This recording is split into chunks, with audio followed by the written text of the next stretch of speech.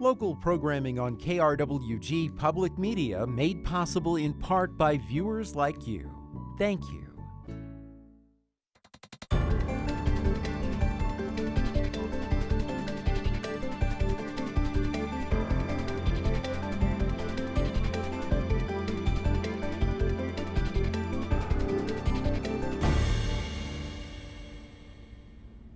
Welcome to Issues and Answers, Youth Civic Engagement. I'm Fred Martino.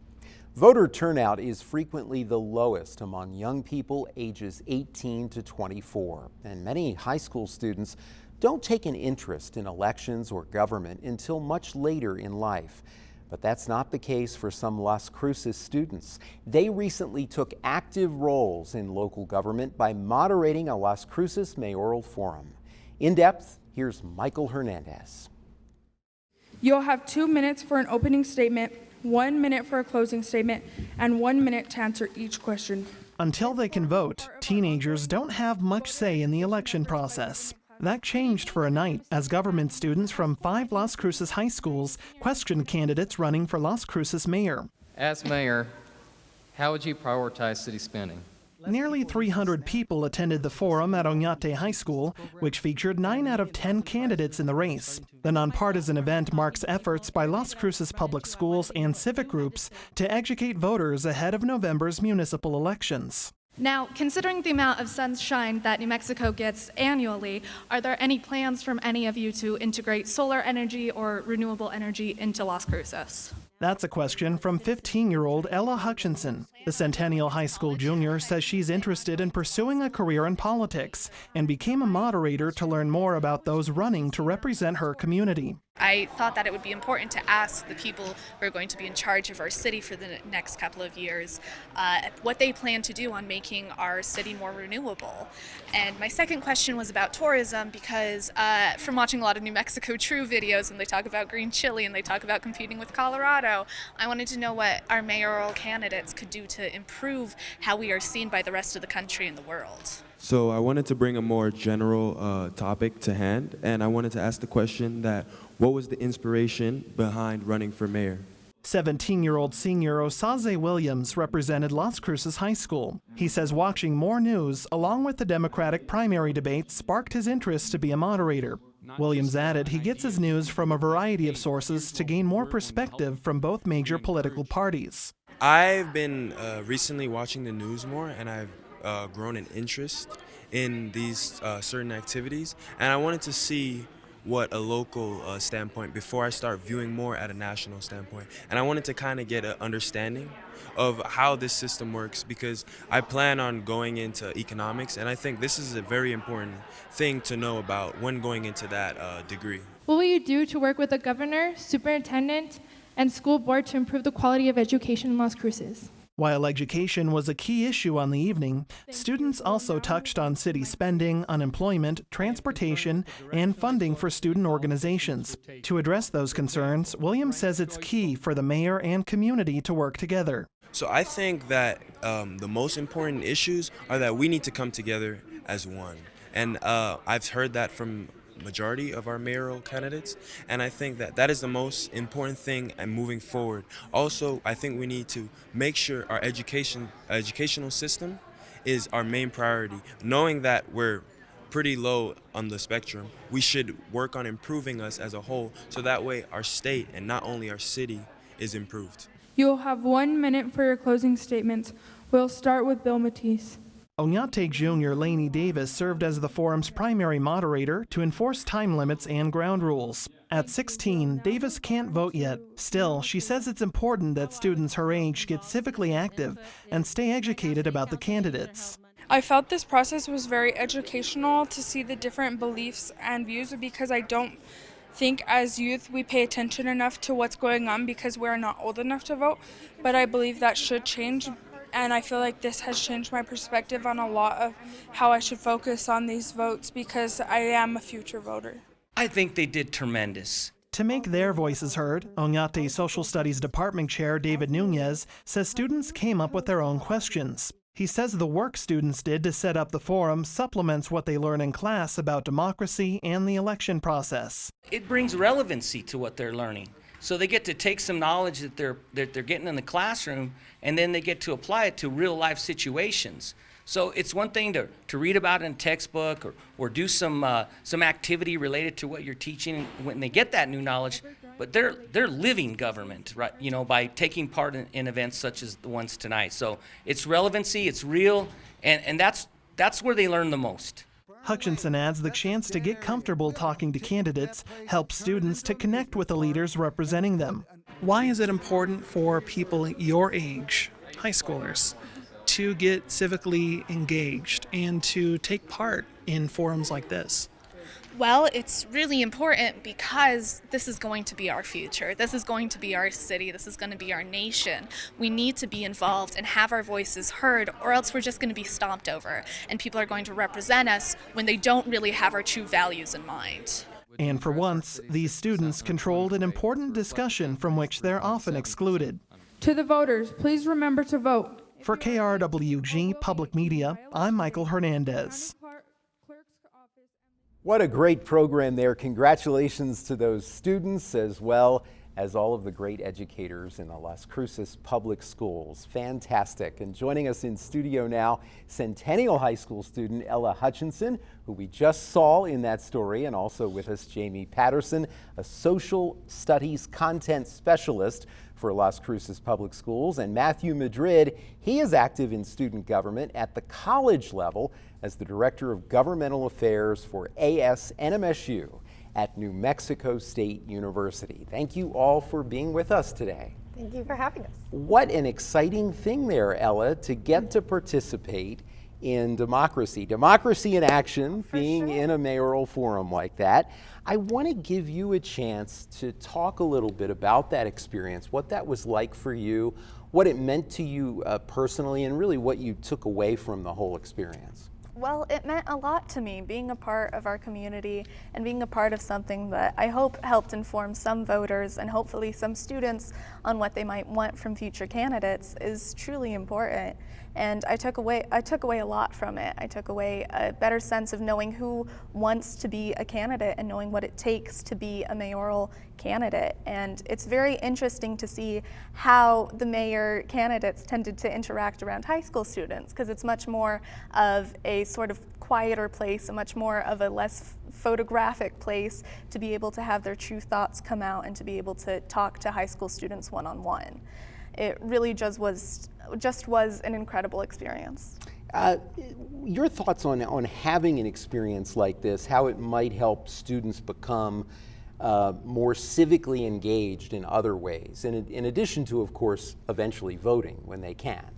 Well, I think the most important part about getting engaged in politics and in civic duty at a young age is just being informed. Whether that's getting Las Cruces Sun News, whether that's turning on a major news broadcast every once in a while, or whether that's just talking to teachers about what they see on the TV and about what they hear and how they understand it. It's really just about getting informed and understanding what's going on in our country and in our community. You know, we heard from one of your educators there who organized this mayoral forum something that really resonated with me, which was by being involved in something like this, it kind of connects you a little more to the other things you're learning in school. Do you feel that way? Oh, definitely. Yeah. In my AP government class, we're going over all the basics of the Constitution. We're going over how those are played out in the Senate and in the House of Representatives. And I think understanding that and having that connection with what's in our textbook, with what's actually going on in Washington, D.C. all the time is incredibly important. Yeah. And in this age of information, when everything's just on a screen, it's very easy to stay involved and to stay informed and to understand about how our presidents get elected and about how impeachment proceedings work and about how really our government runs. Yeah, it always made things come alive for me when I was in high school and then in college. Jamie, you think a lot about this, I'm sure, because in addition to spending many years in the classroom, now you design the social studies curriculum for the district, working with teachers all over the district. Tell me about this process and this kind of active involvement. I imagine that's very exciting for you too, to see that. Oh, absolutely. I think one of the best parts of the job that I currently hold is the fact that social studies classrooms, this is what teachers are doing, right? They're talking about how do we get our kids civically engaged. That's the end game. So everything we talk about in a classroom, the end game is making sure that these kids are able to make it into the world, contribute back to their society, make informed decisions, and be a part of the process and contributors throughout. And so it's something that I get to do on a regular basis, but I get to talk to the teachers doing the work constantly and make sure that that's everyone's focus. Give me a little bit about the process, about how you do the work that you do to try to decide, because there's limited time to decide what to do to educate students about civics. A big topic. Yeah, it's huge. And it looks different at all the different levels in our schools. Some of the stuff that we have a civic engagement committee right now that actually is working with members in the community to make sure that students are getting amazing experiences. So the Mayoral Forum that we did see, we were able to support on the back end to make sure that that was something that students were able to do, making sure all the high schools had part in that.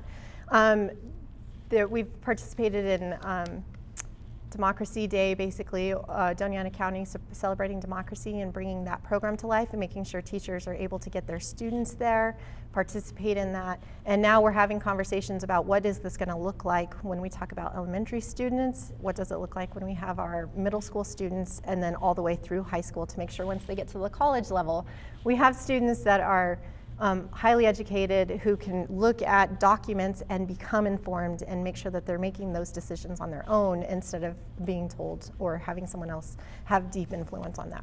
What would you say are the biggest challenges in doing this work, and I'm sure the challenges are different, you know, between an event like we saw in that story and what you present in the classroom, but what are the biggest challenges? Oh, there's numerous challenges. Some of the challenges are things like making sure kids really have a deep understanding of how important local government is in their lives, government in general, what that means to them. The complexity of issues these days is also a huge challenge. So when you're talking to kids about some of the deep issues impacting our world, they can be difficult to understand, especially when you're 16, 17, or 18 and you're interested in what's happening in the school and not so much of the community around you. Those are some deep challenges that we have in the classroom.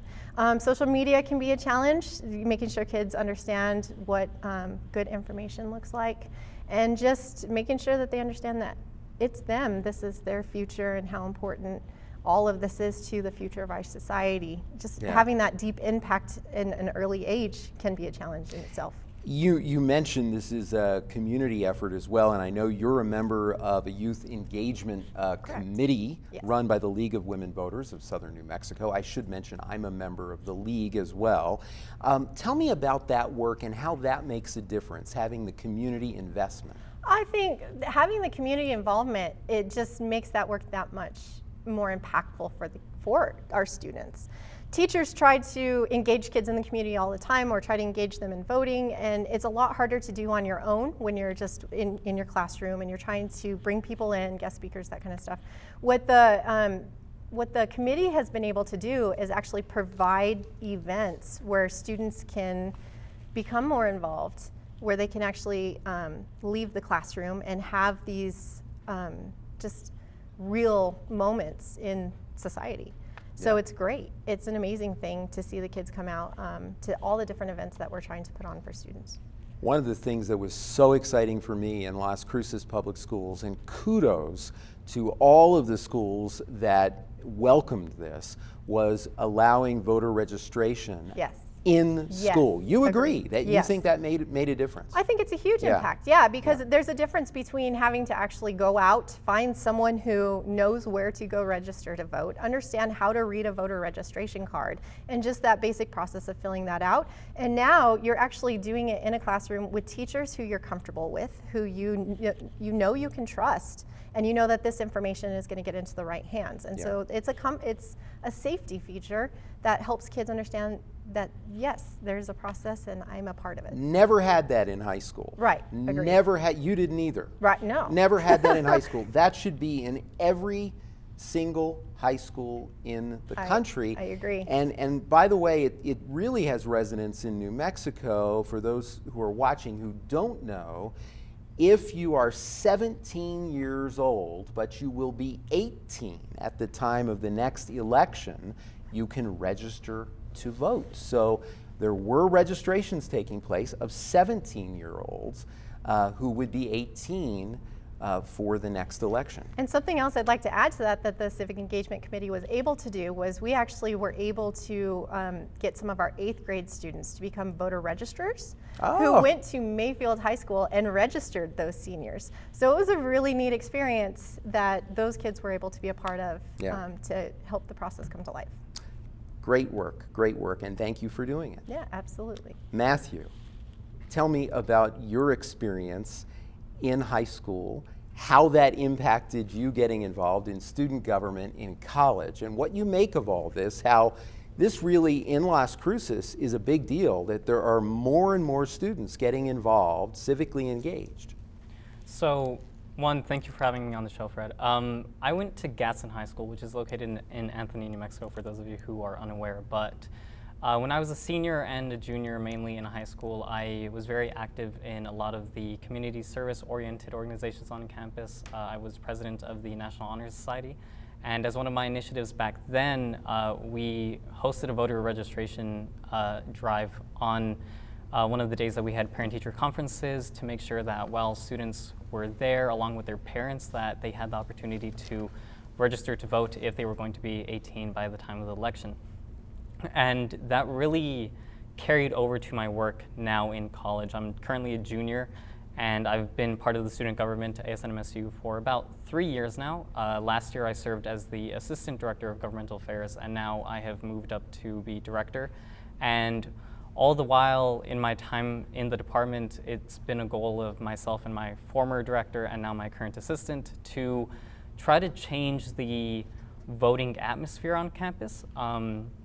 We're fortunate that a lot of young people, mainly college students, have begun to be more interested in politics and the political atmosphere. So what we want to do is we want to make sure that that energy carries over into actual elections, and a big part of that is, of course, voter registration.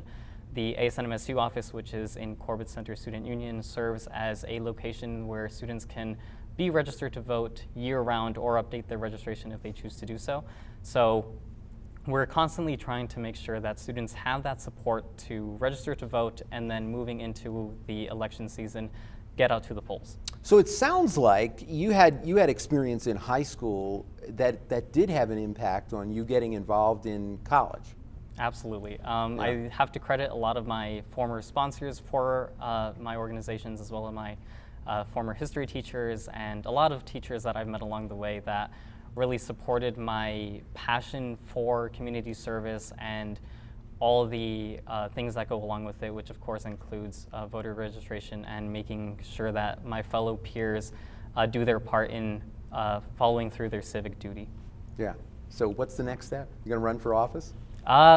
We'll see. We'll see. Time is a funny thing, and it has a lot of surprises. You know, what's so exciting, Matthew, to me is that as I'm talking to you here, a young man who was a student at New Mexico State University doing a program just very similar to this, has run for city council in the state of New Mexico. And so it's real, and it may be sooner than you think, right? Hey, you never know. I'd like to take it day by day and see where life takes me. Well, speaking of taking it day by day, you were out there in the community for a registration drive at New Mexico State. And tell me what that was like. We're going to see that in a moment, but tell me a little bit what that experience was like, and how was it different from the high school experience, getting people registered? So, in terms, generally speaking, student government in college is a lot different than the student government in high school. That's easy to say, and what I enjoy Robert's most... rules? Yes, absolutely. Right, in our right. Senate, we have to run strictly by that, and it's a whole process. We didn't quite have that That's in high always school. a little awkward, isn't it? Yeah. Exactly, but we make it work. Okay. But one of the best parts about my job, and the reason why I love it, is that it allows me a platform to reach out to students. ASNMSU as a whole, we're missioned with just serving students in general. And my department specifically, while we don't hold many events throughout the year, this is one of the events that we are sure to carry forward every year because it is most relevant to what I do as a lobbyist for the students in Santa Fe during the legislative session at the beginning of every year. And we want to make sure that students do contact the Governmental Affairs Department, my department, and in doing this event, it gave us a lot of face time with students who were just roaming campus and stuff like that. And we were able to provide them with t-shirts and stuff by having a voter pledge, which you'll also see in the story coming up, just as a means to increase that morale even further. That's great. So I'm very thankful. Not only registering, but asking them to say, I'm going to vote. Yes, exactly. Taking the pledge that said they will ensure that they will get out to the polls, and we're especially thankful to have Corbett Center be a early voting location as well as an alternative polling place on election day. So there was really no excuse. And then of course we informed students about absentee ballots and all the stuff, all the options that they had to make sure that their voice was heard. And it was pretty busy on election day. I was over there. Yeah, it that really was. Neat, I was very excited to see everybody who came out. I bet you were. Well, let's see you in the field now. As I said, my guest, Matthew Madrid, and others at New Mexico State University registered fellow students to vote prior to the November election. Michael Hernandez was there to learn more about the voter registration drive and the first ranked choice voting election in Las Cruces. Let's take a look. The right to vote is a liberty many take for granted, especially young people. While turnout rates among voters 18 to 29 increased more than any other age group in the 2018 midterms, the 36% participation rate was still the lowest among all groups. To boost those numbers, members of student government at New Mexico State University signed up new voters as part of National Voter Registration Day. The nationwide campaign prompted more than 800,000 people to register in 2018. Voter registration agent Ricardo Trejo signed up students at the Franger Food Court. The public administration graduate student says he became a VRA to increase representation among Hispanics. One of my main motivations to be a voter registration agent was to help out those people that don't know any English, who are U.S. citizens, who are underrepresented, and help them and guide them through the registration process. Share information about the importance of registering to vote and to participate in our local county elections and our national elections as well. Turnout among Hispanic voters increased by 13% in the 2018 midterms. That's a 50% improvement from 2014, according to U.S. Census data. The city has switched to ranked choice voting in its municipal elections. The process lets voters rank candidates by preference. If a candidate earns more than 50% of the vote, they win their race. But if no candidate reaches that mark, the person with the least number of votes is eliminated. Their votes are redistributed to the voter's second option. The process repeats until there's a winner. The Doñana County Clerk's Office has been educating voters about the addition for more than a year.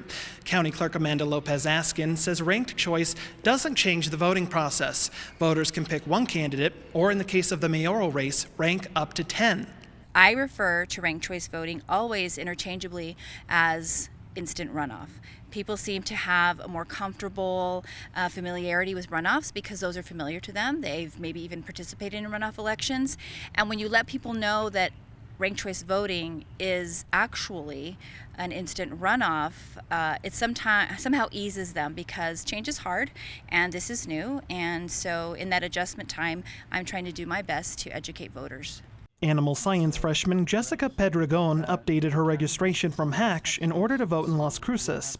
Pedregon says she values having the right to vote as an American because her parents are Mexican immigrants. Like, you know, those who are born here, stayed here, their parents have always been here, they have a different privilege than those who have worked to be here and earned their right to be here.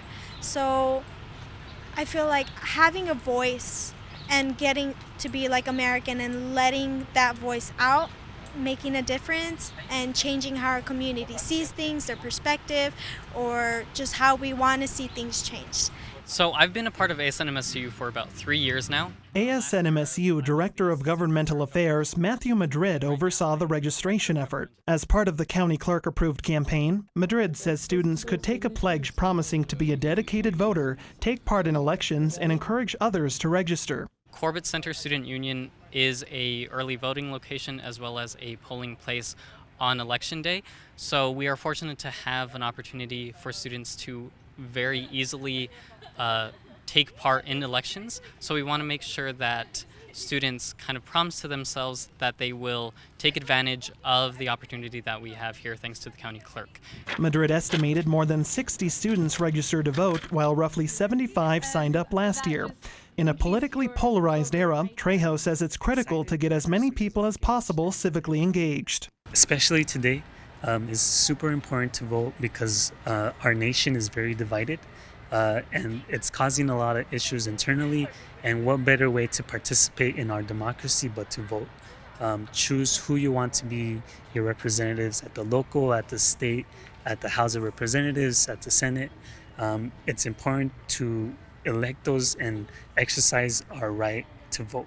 That message appears to have resonated with more teenagers in the midterms. Participation among 18 and 19-year-olds reached record high 23%, according to civic research data from Tufts University. To Madrid, the right to vote matters for several reasons, chiefly that the country was founded on it. We declared independence a long time ago because we didn't have a say-so in what was going on in our country. So it would be a travesty if we let the same thing happen nowadays when we have that right as citizens of this great nation to take part in our democratic process and affect change on all levels of the government and directly choose how we live our lives. So I want to encourage everybody to take advantage of that opportunity that we have that not very many people around the world do. An opportunity and a freedom these students are helping others to exercise fully. For KRWG Public Media, I'm Michael Hernandez. Great seeing that registration drive at New Mexico State University.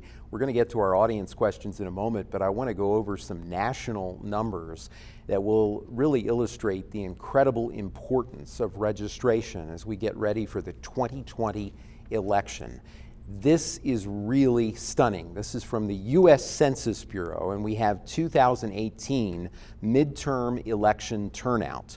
53% in 2018. It was just 42% in 2014. Now, as you can see, half the folks who should be out there voting are still not voting, but that's a big increase. The last midterm above 50% was way back in 1982 when it was 52%. Another number that's really exciting and deals with the topic today of youth civic engagement. In the 2018 midterms, the turnout for the 18 to 29-year-old age group nationwide was 36% compared to just 20% in 2014. That age group, 18 to 29, you see now why folks are saying this is so key. That was the largest increase of any age group in the 2018 midterms, going from 20 to 36%. Bravo. Also, Hispanic vote, very, very big increase in 2018 nationally, 40% turnout. It was just 27% in 2014. That's a 50% increase. Really interesting numbers that put the importance of this work into context for you. For the rest of the show, we are taking audience questions. Our audience includes students from Oñate High School as well as the League of Women Voters of Southern New Mexico. You can pose your question to an individual or just a general question to the entire group. And we have our first question now. If you could tell us your name, and I assume you're from Oñate. I am. My name is Viviana Alcantar, and I would like to pose this question to Jamie, but feel free to come along, especially Ella, since from high school point of views. On the ranked choice voting, how do you feel like it's going to help further the community in actually getting out there to vote? Great question. Matt and I actually were just talking about this. What's fascinating about ranked choice voting is it makes you think about the people on the ballot in a more critical capacity. So you actually have to pay just a little more attention to everybody who's running so you can make an informed decision. And so I think that this process, because you have so many options, it actually makes the entire system more exciting. Like, you actually get to go in and say, well, here's my first choice, but if that doesn't work out, this is my, this is my runner-up. And so it allows you to really have more voice in the process altogether. Thank you for the question. Matt, do you have some thoughts on that? I totally agree with Jamie. Another thing that I always like to keep in mind is the financial implications. I mean, for the city of Las Cruces, the need of not having to run a runoff election saves the city a lot of money, and I think it saves the voters some kind of peace of mind. I can only imagine that since there's relatively low voter turnout for the actual election, it's got to be significantly lower for the runoff elections when that does need to happen. So having that instant runoff, like Amanda always says, it really does make sure that the voter's voice is heard all at once without need of having to make it out to the polls again. So I think overall it's just a huge benefit for the community. Yeah, it's really interesting, and certainly looking at what we just went through, you raise a really important point in your answer there, that typically if you do have to have a runoff election, if you don't have ranked choice and no one gets more than 50%, you have to have another election. Typically, that second election, that runoff election, has very, very low turnout. So we even reduce low participation even further by having runoff elections. So very, very good point there. We do have another question now for our panel. Your name? Hi, I'm Abby Trevinko. This is directed to all of you. How do you want to increase community service through like 8th grade and like high school students? Okay, getting more people involved. Ella, why don't we start with you on that? You haven't had a chance to answer yet during the audience portion. One way that you did that, of course, was the Mayoral Forum. What other ways to increase community service and civic engagement? Well, especially in high schools. I'm also president of my National Honor Society, as were you. It's really important to just let them know what they can be involved in. A lot of the problems with getting high school students involved is they don't know what's going on, and they don't know what time, and they don't know all the information. So why even bother to try and find it? I say giving them all the information, giving them every single thing they could possibly need to know how to get there is the very first step you need to take in getting high school students and lower grades involved. Yeah. When my teachers in high school connected current events to what we were learning in class, that always really raised my interest as well. It's probably one of the reasons why I got into journalism. Oh, for sure. I think having the kids understand and the students understand what is going on in the world and how that connects to a textbook that they think is only there to bore them to death is very, very important. Jamie, thoughts you have on this? Yeah, I think something we talk about in civic classes or social studies classes all the time is the difference between existing in your society and contributing to your society. And that's why I continue to use the word contribute. And so when you have that conversation with students, you ask, well, do you want to be the person who just kind of takes from those around you, or do you want to be the person that gives back to those around you? And students will always say that they want to be contributors. They do. They really, truly do want to contribute back to society. And that kind of goes to what Ella's saying of like not always knowing what your options are. And so just making sure that we provide that information to students helps them become more engaged in their community. Yeah. You know, I'm sure you've seen on KRWG TV, we focus on the Las Cruces Mayor's top teens. We have a new class every year. And as part of that program, all of those students do some kind of community service work. And that's one of the just highlights of my job, to get to hear them talk about that. Yes. Matthew, you were in high school not too long ago. Do you have thoughts on this as well? I absolutely do, although I can't speak on my plans to improve community service on the 8th to 12th grade level. I do appreciate the work of students like Ella who encourage their peers now, because that really does carry over to their college days. And community service is a huge portion to a lot of the groups and organizations on our campus.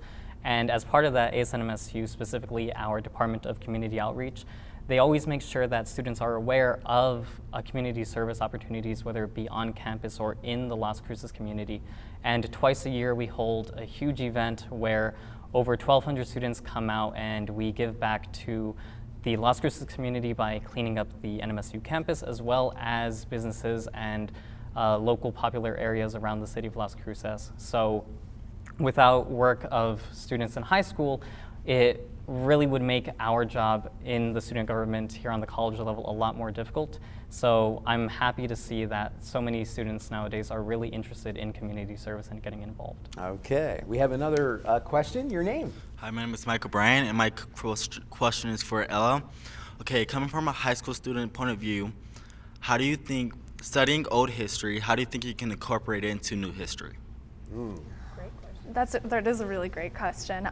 Incorporating old history into sort of current events and what's happening nowadays is a lot easier when you're in America, from what I find. Understanding our Constitution and understanding the foundational documents that have outlined our government and have outlined what they expected the future to be like is really the easiest way to understand what's happening now. Because you look back and what Madison was writing about in one of his Federalist Papers, he was talking about this fear of factions, and was talking about this fear of divided government, and George Washington was talking about this fear of a totally divided in two separate parties, and we really see that nowadays with the complete and total division between Republicans and Democrats. And to look at old history is to understand why and how we can improve what's been happening now. Because it shouldn't have to take a war for our country to be united behind something. It shouldn't have to take natural disasters for our country to have a national understanding on what's important and what is our values. It should be those bases and those contributions from our founding fathers and from the people of today to understand what we value and why we value it. Well said. Yeah. Well said. I'm in awe. That's fantastic. You know, this makes me think about this, Jamie, in the classroom, what Ella was talking about. We can certainly see, looking back in history, divisions in our country, difficulties in our country. This has got to be, I would imagine, you talk to educators all the time, you work on curriculum. This has got to be very difficult, though, for educators right now, because we're dealing with division, but we're also dealing with behavior that is not acceptable, behavior that is incendiary at times, and that has got to be a really hard position that educators are being put into. Absolutely, but something that I keep saying about our youth is the fact that they're so encouraging. Guys like this, like, they can get into a room, they can have civil conversations, they can have different viewpoints about really difficult topics. And after having a kind of debate, they can walk away and still be friends at the end of the day. And that's something that we're kind of lacking in portions of our own society right now. And so to see that our youth can do it and do it in such a beautiful way of just reminding you of what it should be like, just gives me hope of what it's going to be like once they are out there in the community. Like, I can't wait. I just have the highest hopes of what we're going to be. I do too. I do too. And it's nice to have hope and to think about the future and see these great examples that will pave a better future for our country. Yes. And they can identify bad behavior themselves. They don't need too much help getting there. I guess that's true. We have another question, and your name? My name is Jacqueline Acosta, and I just wanted to ask your guys' opinion on this question. So what are your guys' views on New Mexico being the latest state to join the compact, pledging to devote its electoral vote to the winner of the popular vote for the future presidential election? Very good question. Okay, Matthew, why don't we start with you on that? Okay. I remember when I was in high school and I was just learning about how the Electoral College worked. I think it must have been sophomore year or something like that. And my initial thought was, why do we have it this way if it doesn't perfectly reflect the views of the populace? And After learning more about it, I kind of understood it, but I've always had that reservation. So hearing that New Mexico is taking this action to make sure that its electoral votes are indeed reflecting the views of the majority of people in New Mexico, it's super exciting to me, really refreshing, and I'm incredibly psyched to see how New Mexico as a whole reacts to this. And I hope that this will result in more people getting out to the polls, since they'll have more reassurance that their views will indeed be shown. So. Okay. So, yes, New Mexico, as was mentioned in the question, joined this compact of other states which would say that the electoral votes of the state would go to the national popular vote winner if states apportioned their electoral votes by the popular vote per state. We wouldn't have this even as a question, but that's not how it works, of course. You could have in a state someone win by one vote, and the winner gets all of the electoral votes for that state. So instead, this would change things. Other thoughts on this different system that New Mexico has endorsed through the state legislature? Jamie. Oh, this is it's a little tougher for me because I like the debate back and forth and to hear. But I think whatever New Mexico decides, whenever we make that decision, is reflecting the views of the people of New Mexico. And I think that is deep down what matters the most. And so whether it happened, we're a little late to come to that game, or if coming to the game at all, as long as it reflects the views of what the New Mexicans believe, I think it's the right step for New Mexico. Okay, Ella? Personally, I think it's a great improvement. I understand that the Electoral College is in place because of the reservations that the Founding Fathers had about what would happen when the people had total control of their vote. But I also think, based on the 2016 election and based on the 2000 election, the Electoral College has stopped showing the popular vote. It has stopped showing what the people truly want, and so it has moved away from reflecting the people's will. So that's why I find it to be a great idea for them to be pledging their votes to protect the people's will and the people's ideas. Okay, thank you for that. And we have another question. Your name? Hi, my name is Justice Armijo, and this is a question to all of you guys. So our educational community tends to be a more liberal view. We learn more of the democratic side of the issues. So how can we as a community make sure that all of our youth is informed of both sides of issues, being conservative issues as well? Okay, Jamie, let me start with you on that. That this is something that we sometimes hear, that there is a perception among some folks that maybe not only in education, but in the media, in other arenas, that there isn't always balance in terms of the information presented. Tell me about that struggle for you as an educator and your thoughts on that. Yeah, absolutely. This is, especially as a former AP government or government teacher myself, I was always very careful to make sure that different sides were being represented. And kind of one of the ways that I did that just myself was I made sure my views were never known to students, and I always allowed students to have the conversations themselves. So maybe an issue was raised, and it never mattered what my opinion was on the issue, but I always allowed the students to have that conversation back and forth. And if one side was presented, I was very careful to make sure that a second side was presented as well. So I made sure I did my absolute darndest to walk that balance to make sure that at the end of the day, students were making decisions for what they believed was best based on information that was coming from multiple sides, not necessarily just one or two, but there are many different beliefs out there, and there are many different views, and nobody should ever have to be one-sided on anything, and you should have all of that information out there, and you should be able to pull it for yourself. And of course, sometimes, and we have this issue in the media as well, sometimes there is a confusion that talking about a particular position on an issue is associated with advocacy for that. Absolutely. And those are two different things. Absolutely. You know, giving people Absolutely. information is not advocacy. Absolutely. And those are different things. And oftentimes, a fun thing that teachers like to do is they like to just throw some ideas out and let the kids kind of go at it. And so I completely agree with that. Just because you bring up an issue doesn't mean that you're advocating that issue. Absolutely. That's absolutely correct. All right, we have another question. Your name? Hi, I'm Nami Gallegos, and this question is directed towards all of you. It is, what do you think the role of social media should be in politics, especially given the issue of foreign interference in our elections? Sorry. Okay, very important question. Matthew, let me start with you on that.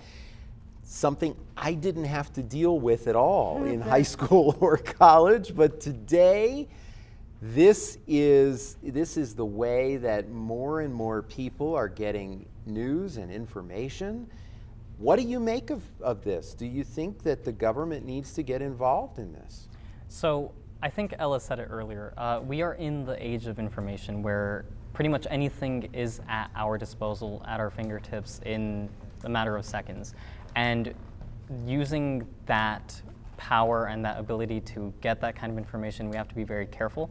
Like the question was posed, we are realizing that there can be foreign threats to our democracy, and that's something that is incredibly major that we have to keep an eye on. And just talking to like my friends who are computer science majors who study vulnerabilities in systems and whatnot, it is very much a real thing. And I think moving forward, the government does have to step in to make sure that our electoral system is very much secured and that no one can influence it in any way outside of the people who vote and take part in elections. I think that's something sacred that the United States as a whole should keep very mindful. Yeah. I mean, with a lot of the other news that's going on right now, it sort of was buried, but Facebook just deleted just huge numbers of fake accounts, just giving you an understanding of just how deliberate and pervasive this is, that people are using social media not to inform folks, but to mislead them, which is very important. Ella, I want to give you a chance to give us the high school view on this too. Well, a large part of high school in this day and age is, of course, social media. That's how you keep connected with friends. That's how you find out about homework assignments when you're not there. It's an incredibly huge part, so of course it plays a huge part in how we're informed about our politics. A lot of my friends may have notifications on for Twitter when something comes up on some political party tweeting about something or other, which of course has its problems. It has its benefits and it has its consequences, because that means there is a lot of misinformation. It means that a lot of times that sources aren't really published, and it means that this information is being passed around that hasn't been put to an actual source. And it means that everyone may be saying something is true when there isn't an actual reason for that to be a fact. And so there is a lot of problems when it comes down to that, and I think the way to solve that is to just check sources, is to just keep on researching, see if only one source is posting about something, chances are it's not true. It's about finding all these other things, and it just takes a little bit more deliberation and a little bit more time to make sure you're getting the correct information. Yeah. In addition to civics, I fully endorse the idea of media literacy in all schools. You agree with me? I absolutely agree with you. And just something I want to say is having untruths out or falsehoods out there. This is not new to politics, right? Yeah. This has been going on. The difference is that it's a foreign entity that's influencing. But we've always needed to be literate in all of when we're looking at print or if we're looking at media. And so being educated on fact findings, being able to source your information, what's the context, who did it come from, all those things, it's the heart and soul of what it means to be informed. None of this is new to politics. If you go all the way back to the beginning, we saw the founding fathers. They were in newspapers. They were saying these terrible things about each other, right? And you didn't know it was true or false. But it was up to the people to be able to be informed, cut through that, and figure that out. Yeah, of course, the difference with social media and the web in general is that it's with us all day, in that phone that we have, and it's also easier to spread to millions Right. of people immediately, and that's the challenge for all of us, Right. really. And as it a comes down to society. education. It Are we educating our youth to be able to understand, look at that, and find out what truth is? It really does. That's what it's all about. We have another question. Hi. So I'd like to pose this question to everybody. Knowing that we had the Mayoral Forum and the registration here at NMSU, is there any plans for the future so that way we can get more youth activated in our community and to hopefully get them talking about it to get more youth around the world? Okay, so that's a great question. Matthew, let me begin with you. In addition to, at the college level, in addition to registration drives, do you see other ways that either student government or just students in general would come together to try to get more people, young people voting, and also to try to get more civic engagement in general? So I'm actually very excited for this question.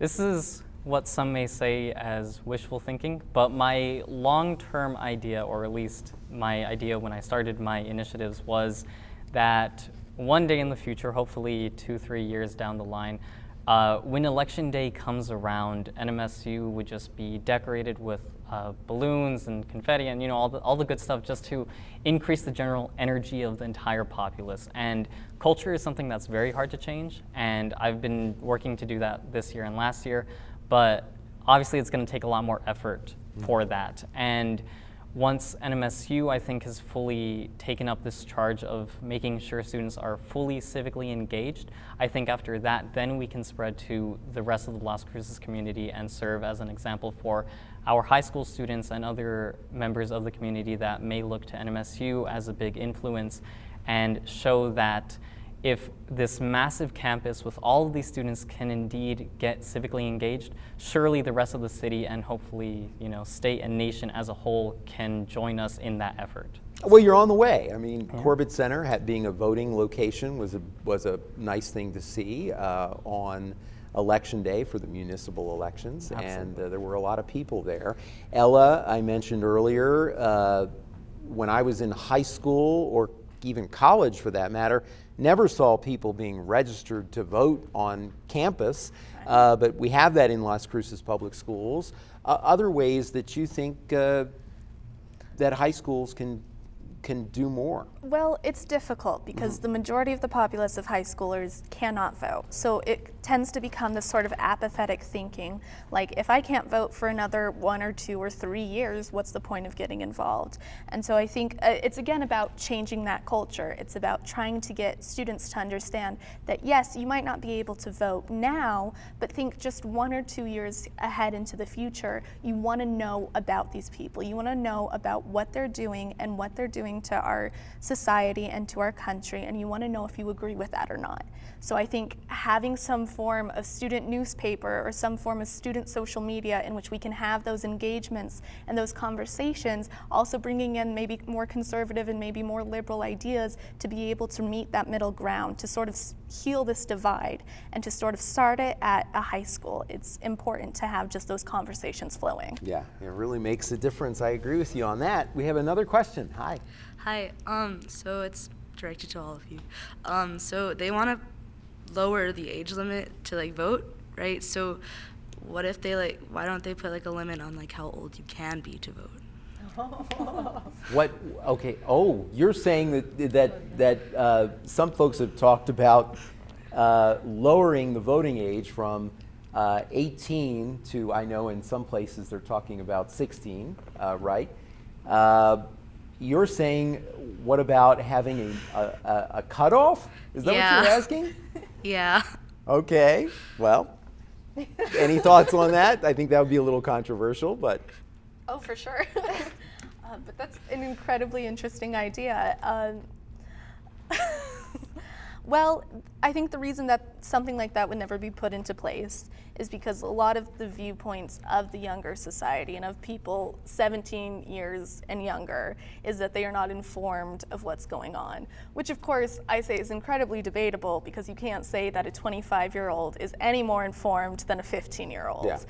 But to say maybe that people over the age of 80 should be cut off from voting when they are the ones who are the most impactful in our elections is an interesting idea. Yeah. Well, and of course, we should say that the one way that this issue relates and why this I don't think would ever happen is because we are all citizens, we are all taxpayers no matter what our age as adults, and should have a voice. But this relates to the question of open primaries. Many people believe that in New Mexico, many people are disenfranchised in the primary system because if they are not registered with a party, they are not permitted to vote.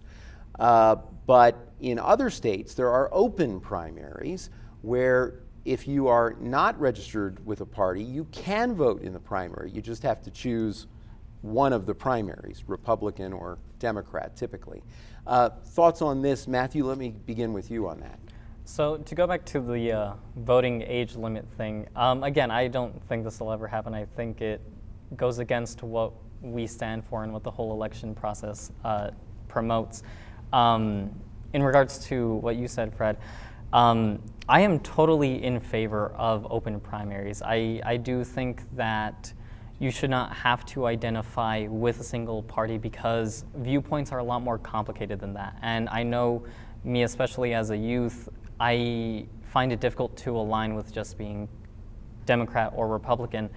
And for some issues, I may fall one way versus other issues I fall another way. So it really comes down to that identification. And with open primaries, it allows you to vote for the candidate that you most identify with. And that, I think, is the most important part of our electoral process. Well, and Matthew, I'm sure you know this, more and more young people are registering as independents in our state, do not state as it's called.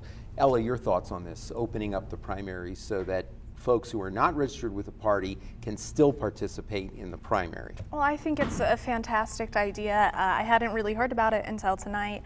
And I truly think it could help with the divisive side of politics. If you have to register with a party, you then think that you have to align with that for the rest of your life. It becomes, if I'm a Democrat now, then I'm going to be a Democrat till the day I die, which I think is a dangerous way of thinking, especially as government evolves and as political parties evolve. So I think having open party primaries is a very good start and is a very good way to say it does not matter what your political party is, just vote. What a great show and what a great message to end the show on, Ella. Thank you so much. That is Issues and Answers Youth Civic Engagement. Thanks to our guest, Ella Hutchinson of Centennial High School, Las Cruces Public Schools Social Studies Content Specialist Jamie Patterson, and ASNMSU Director of Governmental Affairs Matthew Madrid. For all of us at KRWG News, I'm Fred Martino. Thanks for being with us.